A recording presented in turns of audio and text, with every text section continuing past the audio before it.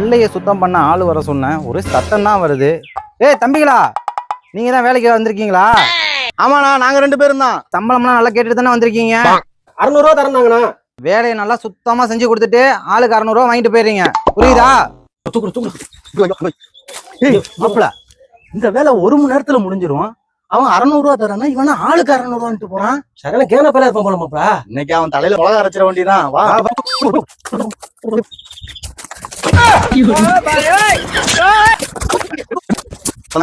மாப்பிள, ஒரு வேலையை சுத்தம் பண்ணி முடிஞ்சாச்சு. அண்ணா, வேலையெல்லாம் முடிஞ்சிச்சுண்ணா. நான் அந்த சம்பளத்தை கொடுத்தீங்கன்னா கிளம்பிடுவோம். பரவாயில்லையே, அதுக்குள்ள வேலையெல்லாம் முடிச்சிட்டீங்க. சரி, இந்தா சம்பளத்தை வாங்கிட்டு போயிருங்க. இந்தாப்பா, உனக்கு 600, உனக்கு 600. பார்த்து பத்திரமா செலவு பண்ணுங்க. அண்ணா, 600 ரூபா தரேன். நீங்க 50 ரூபா இருக்கு. ஆரம்பிச்சிட்டீங்களாடா? இந்த காசை கொடுங்க. இப்போ எவ்வளோடா இது? 100.